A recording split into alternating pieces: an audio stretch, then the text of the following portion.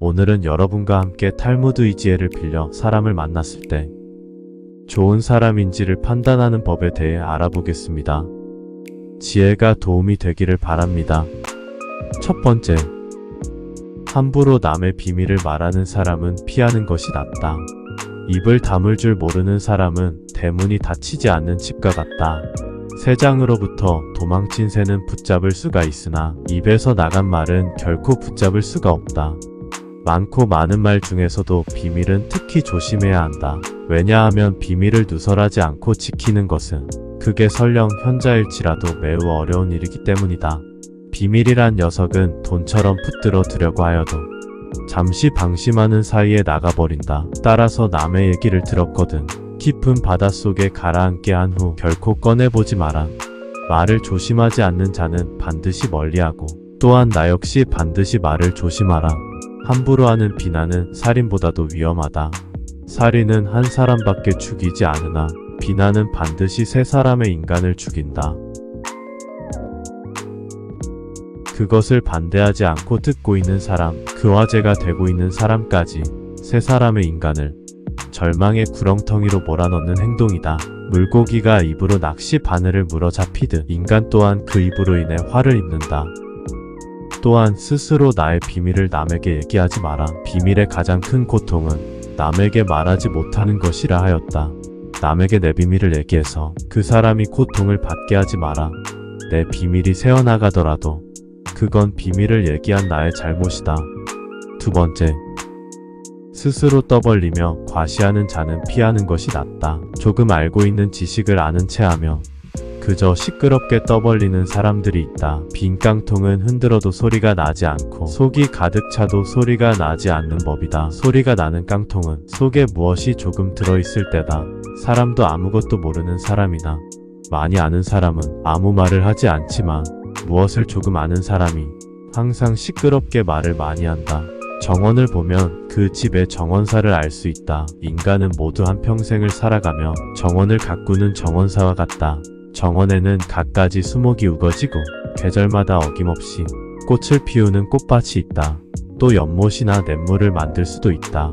그리고 항상 나무나 잔디 같은 것을 관리해야 한다. 입으로 자기의 공적을 자랑하고 자신을 능력있고 훌륭한 사람으로 보이게 하는 것은 결코 어렵지 않은 일이다. 그러나 정말로 인간의 가치를 증명하는 것은 실제로 쌓아 올린 성취밖에 없다. 정원은 실제로 쌓아놓은 성취이다. 지금 막 만들기 시작한 정원이라도 한 번만 보면 믿을 수 있는 정원사인지 아닌지 알 수 있다. 또한 나 자신의 겸손함을 유지하라.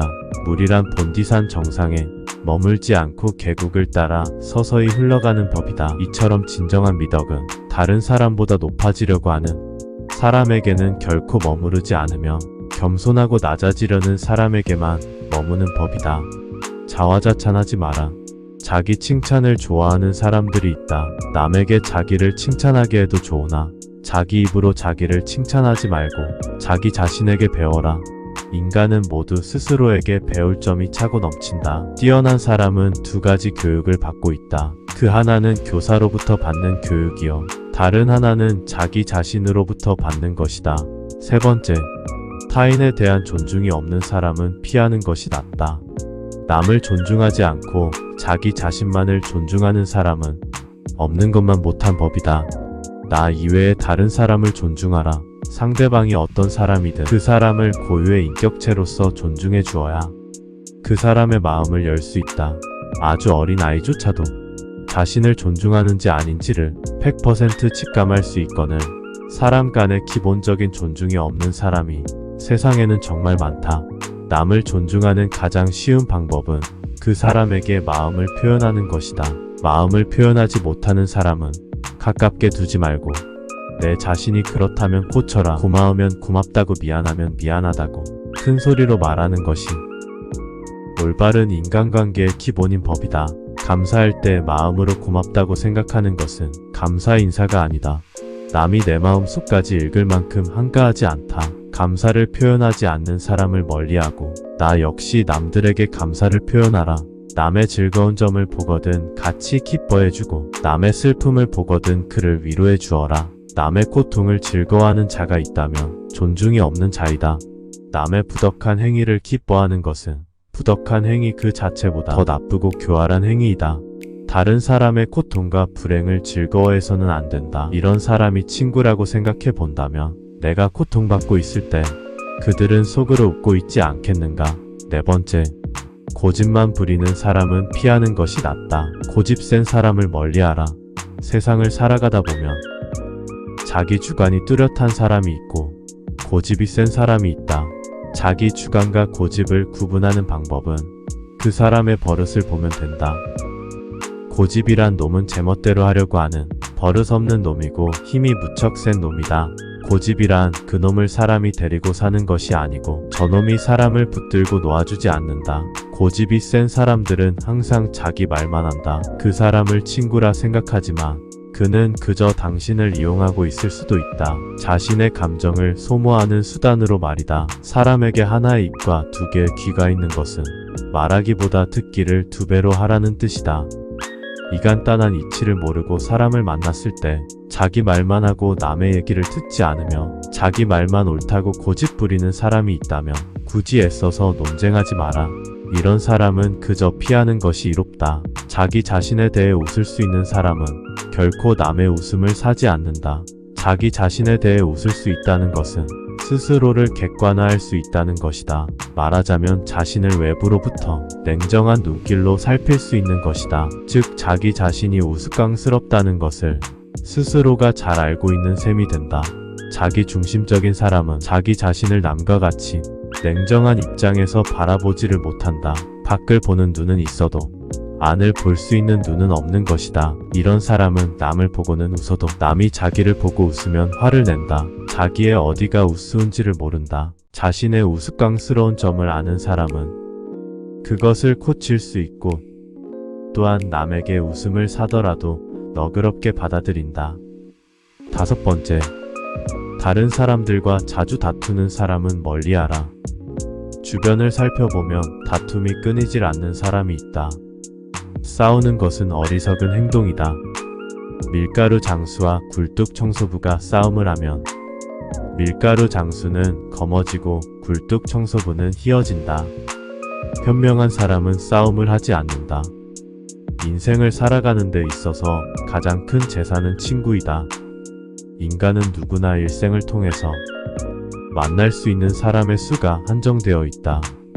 싸움은 자신의 재산을 줄이는 가장 빠른 방법이다. 싸움은 결코 서로에게 득이 되는 것이 없다. 싸움은 졸렬한 자기 주장이다. 현명한 사람은 자기를 주장할 때 좀 더 사리에 맞는 방법을 택한다. 감정에 끌려 자기를 주장하려고 할 때 비로소 싸움이 일어난다. 지혜로서 상대방을 설득하려는 자는 감정을 나타내 보이지 않는다. 이쪽에서 감정을 내보이면 상대방도 감정으로 맞서게 되기 때문이다. 현명한 사람은 상대방의 감정적으로 될지라도 자신은 감정을 눌러버린다. 하지만 자주 다투는 사람을 살펴보면 자신의 감정을 절제하지 못하고 항상 남과의 논쟁을 하기 바쁘다. 이런 사람들은 자신의 잘못을 좀처럼 인정하지 않는다. 만약 내가 자주 다투는 사람 같다면 스스로를 돌아보아야 한다. 나에게 무슨 잘못이 있는 건 아닌지, 설령 나에게 잘못이 없다고 해도 무엇인가를 찾으려 노력해야 한다. 싸움이라는 것은 혼자 하는 것이 아닌 사람과 사람이 하는 것이기에 일방의 잘못만으로 시작되지는 않기 때문이다. 탈무드에는 인간관계에 대해 끊임없이 얘기합니다. 그만큼 인간관계는 우리 인생을 살아가는데 무척이나 중요한 요소인 것 같습니다. 탈무드에서는 친구에는 세 가지 종류가 있다고 합니다. 첫째는 음식과 같은 친구로 매일 빠져서는 안 되고, 둘째는 약과 같은 친구로 이따금 있어야 하고, 셋째는 병과 같은 친구로서 반드시 피하지 않으면 안 된다고 하는데 무척이나 공감이 되는 말 같습니다. 탈무드의 인간관계 지혜가 우리 모두의 인간관계에 도움이 되기를 바랍니다. 감사합니다. 지식채널A